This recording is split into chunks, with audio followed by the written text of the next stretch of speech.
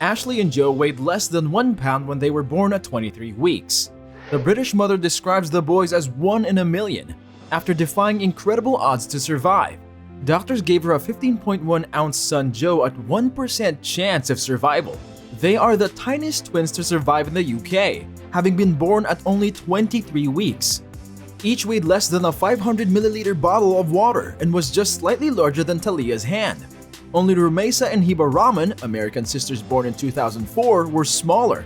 It will be great if you like and share this video. Also, don't forget to subscribe to our YouTube channel and hit the bell icon next to it to get notified when we add new interesting videos in the future. Now, let's get back to the story. Talia, a 32-year-old nurse and mother of 6 from Trowbridge, Wiltshire, said Ashley and Joe are my bouncing little miracles. I feel extremely lucky and very grateful. I guess they are 1 in a million. It's truly extraordinary to think I could have the world's smallest twin boys. When Joe's distinct amniotic sac broke early, doctors were concerned. The twins were in intensive care for 129 days after delivery, Talia added. The doctors gave Joe just a 1% chance after what he'd gone through, and the consultant said it was incredibly rare for both twins to survive with such low birth weights. Studies have also shown premature boys are less likely to do as well as girls. It just goes to show what incredible fighters they are. With all these terrible predictions, we just had to focus on each day in the hospital and each milestone. Husband Oliver, 35, added, "It has been a very traumatic experience, but we are just so truly grateful they are here. It has definitely brought us closer together as a family. We've been so blessed. They are our little miracle babies that complete our family." Ashley weighed 14.2 ounces or 403 grams and Joe weighed 15.1 ounces or 429 grams when they were born. They were permitted to return home and are doing well. Ashley can wear newborn clothing while Joe is a size 0 to 3 months. Talia and mechanic Oliver just found out their twins were the tiniest after reading about Rylea and Robin Comer, a prior set. Robin weighed 1 pound, 3 ounces and Rylea weighed 15 ounces. Ashley and Joe are the tiniest we have heard of in the UK. Twins Trust Keith Reed said, "It's wonderful to hear that they are doing so well. It is thanks to the brilliant hospital staff for looking after tiny babies so well. This just shows why specialist care is so important." Talia and Oliver were overjoyed when they learned they were expecting a baby surprise, only to find out it was twins. However, they were indicators of pregnancy complications at 17 weeks. Talia's waters broke 3 weeks later, and the boys were delivered after 23 weeks. They were so little that their eyes had sealed shut, Talia added. "When we had the problems before birth, we were told to consider a termination. Then Joe's waters broke early and they told me he may not survive and could die at birth. I went into labor and had Joe naturally and Ashley by cesarean section afterwards. They were close together, so there was a risk. They were twins, but they had separate sacs." The Royal United Hospital in Bath, Somerset assisted staff in Southmead Hospital in Bristol. The boys were transported to intensive care, where they stayed for several months. Talia was first unable to touch her infants. On the newborn ICU, they say there's a honeymoon phase for approximately a week where they don't develop infections, she added. But after that, the infections started to come. It was awful. You never know if they're going to survive. We spent 129 days in the unit, and when they were stable enough, we got transferred to a hospital closer to home. The boys are still on oxygen, but that's about it. Ashley was diagnosed with pulmonary hypertension. It's all to do with his chronic lung disease. I don't really know much about it. They both have chronic lung disease because they were born so premature. As they get bigger, they will get over it because their lungs grow. When they were born, they were a little longer than my hand, but much thinner, but I wasn't able to touch them at first. They said that if you touch them, it really distresses them because their skin is so thin. I had to wait 5 weeks for a cuddle. They weren't much bigger then though. I'm so grateful to Bristol Southmead Hospital. They have been amazing, and the Royal United Hospital in Bath.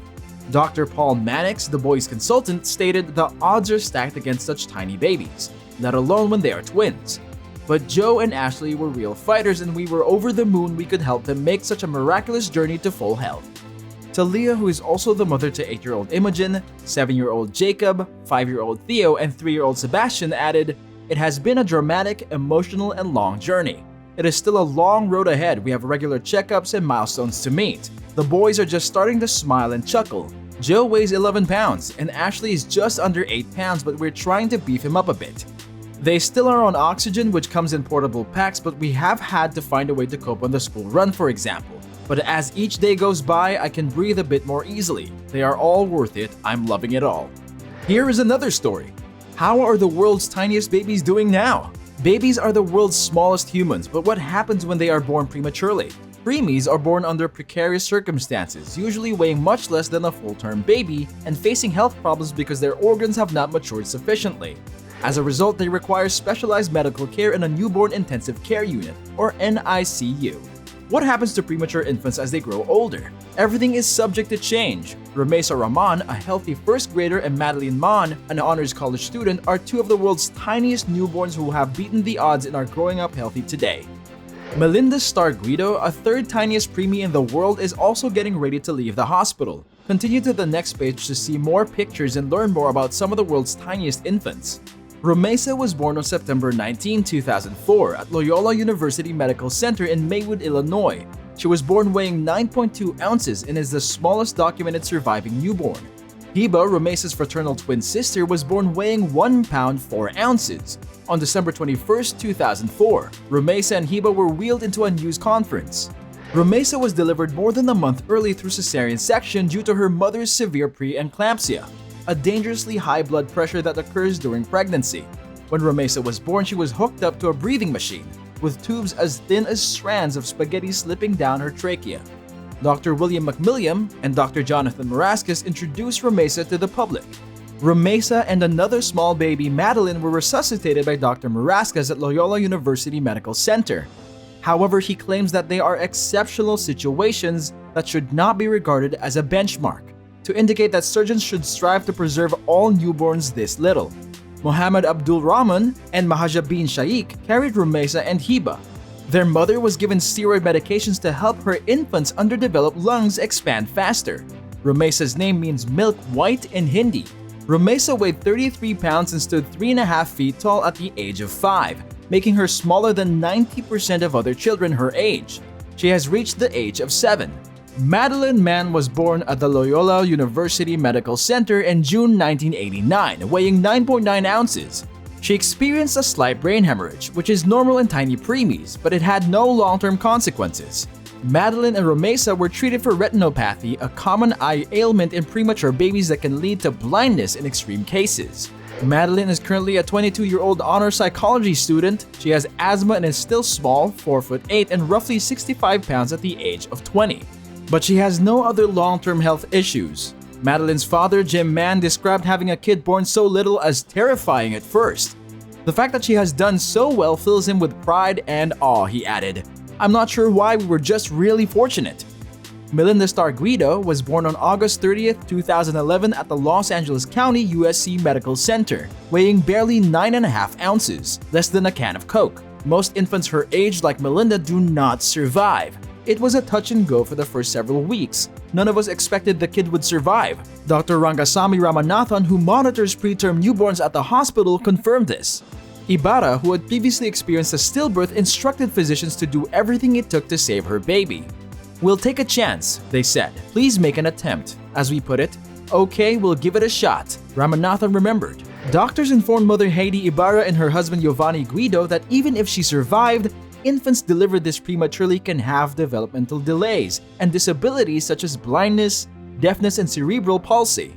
Melinda was born through a cesarean section at 24 weeks and was immediately transported to the Neonatal Intensive Care Unit, or NICU, where a 24-hour team of physicians and nurses kept vigil. Premature babies are those born before 37 weeks. Melinda was kept warm in an incubator and was connected up to a breathing machine. She was fed with a feeding tube. Because her skin was so thin, her mother claimed it felt like plastic. Ibarra was nearly always on her daughter's side. Melinda is thought to be the world's third tiniest infant and the second smallest in the United States. Melinda weighed 4.5 pounds on January 20, 2012, after nearly 5 months in the hospital, and physicians thought she had made enough improvement to be discharged. It's too early to tell how she'll develop and grow, but doctors plan to keep an eye on her for the next 6 years. That's it for today's video. I hope you enjoyed it. If you did, please like, subscribe, and share the video. Please leave your thoughts in the comment section. Thank you and see you on the next one. Bye!